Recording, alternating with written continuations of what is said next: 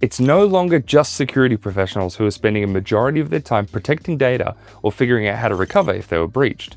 The focus has bled into all areas of our lives. It's the responsibility of everyone who touches business data in any way to do their part in protecting it, and that means you. Whether you're an architect, developer, admin, analyst, or even a business user, you need to do your part. Let's talk about one area of security that applies to all of us: recognizing and protecting against social engineering attacks. Often when we think about security breaches, we think about big, advanced technical attacks. But a majority of the larger breaches recently came from a totally different attack, a social engineering attack. Think of it as hacking a human being rather than a system, and the attacker can gain access to valuable business information whether they hack the human or the system. Ultimately, social engineering is where an attacker exploits someone's basic human nature to get you to give them access to a system, money, data, or another asset. They'll target things like a human's inherent desire to trust another human being, be helpful to somebody in need, or worse, leverage fear and urgency in another person to get them to do something that they otherwise would not. That last one is particularly important because often we can be fooled into thinking something has gone wrong and accidentally cause something to go wrong by doing the wrong thing under pressure. It's important to keep your cool and remember your training. Whether you're a security expert or just trying to do your day job as an end user, keeping your customers' data safe is your responsibility.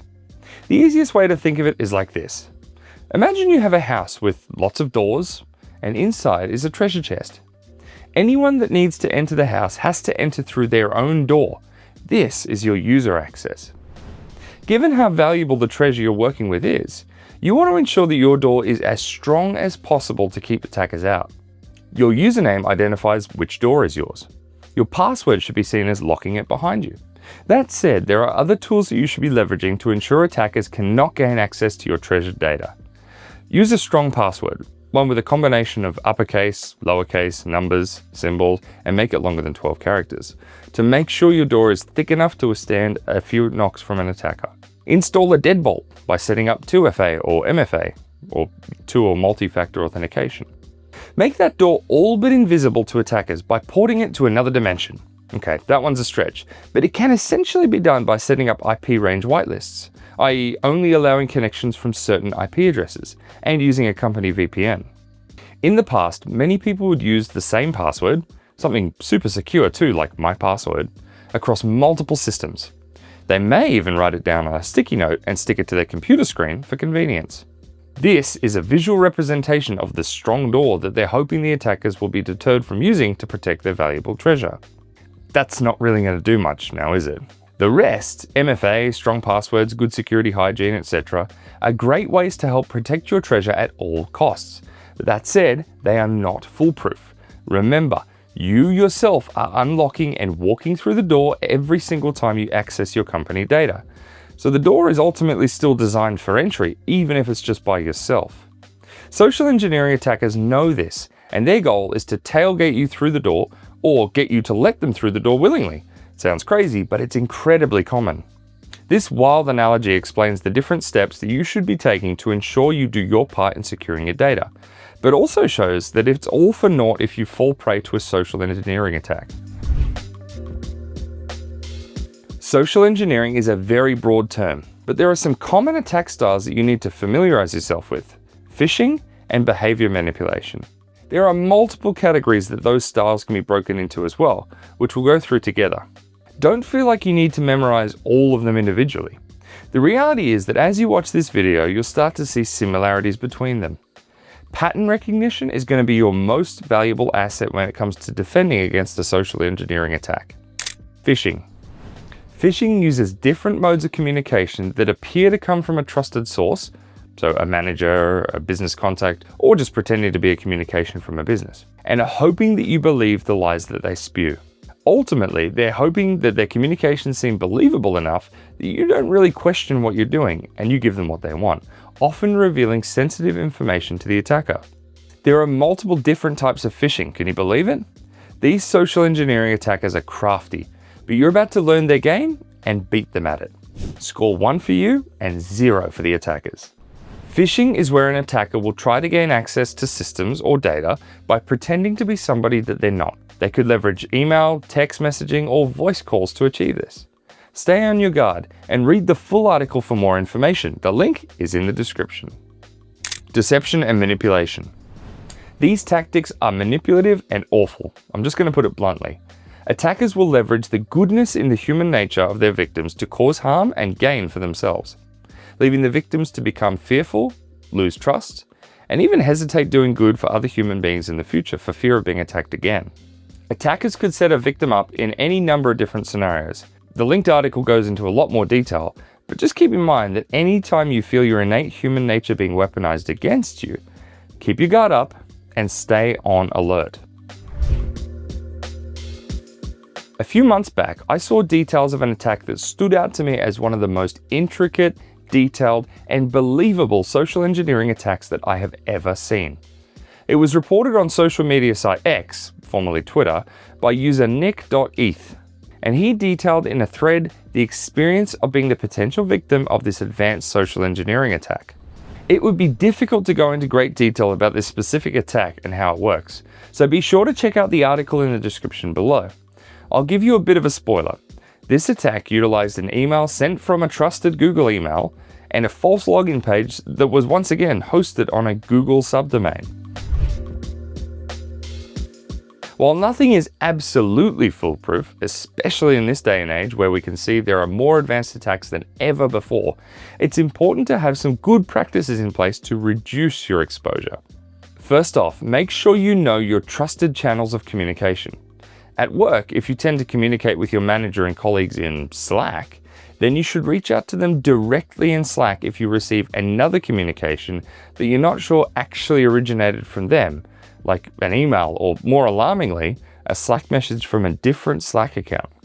Not only that, just because you're using a trusted channel doesn't mean you're communicating with a trusted sender. This particularly applies to email and text messaging channels. Be sure you check the email that your email is being sent from carefully, remembering the example that I give in the article. Next, make sure you're paying close attention to the details. There are two places that you should ever enter your username and password: on the Apple website that you trust and know belongs to the service, and a trusted password manager. That is it. With this in mind, you should take extra steps to be careful and make sure that you're not filling in details on a fraudulent website or application instead of the legitimate one. Also, make sure the domain is using HTTPS, not HTTP, and you can tell by looking in the URL bar of your browser typically.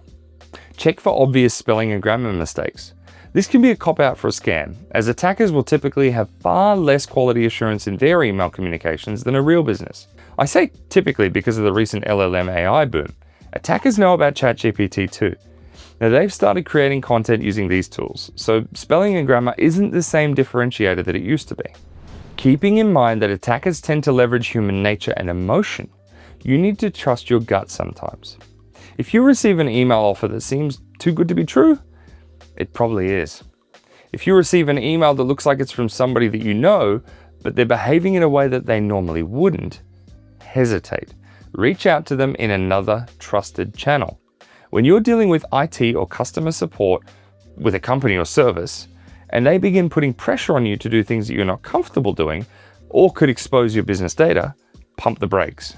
If you take one thing away, take this: know your enemy. Get extremely familiar with the tools you're using. Establish trusted channels of communication with people and businesses that you work with.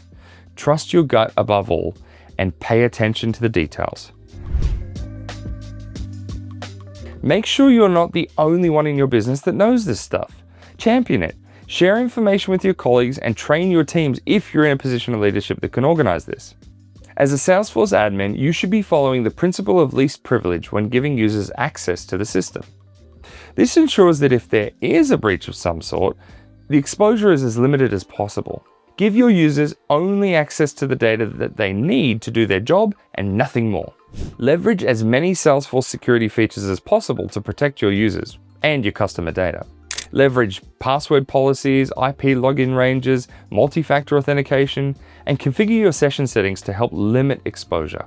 Keep your computer up to date to protect against modern threats that OS developers like Apple and Microsoft have identified. Maintain your antivirus and anti-malware software to ensure your protection is up to date. Be cautious about email attachments and downloads, and teach your users to be cautious as well. Social engineering attacks are no joke. As you can see, they're extremely common and getting more sophisticated with every advancement in technology. The AI era is empowering attackers with incredibly potent tools. It's the responsibility of everyone to ensure they're educated against social engineering attacks and championing this knowledge within their businesses. What are you going to do in your business to help ensure your colleagues are educated about social engineering attacks? Additionally, I'm curious, what are some of the most convincing phishing attacks you've seen or heard about? And if you like this video, don't forget to subscribe to the Salesforce Ben YouTube channel for more content just like this.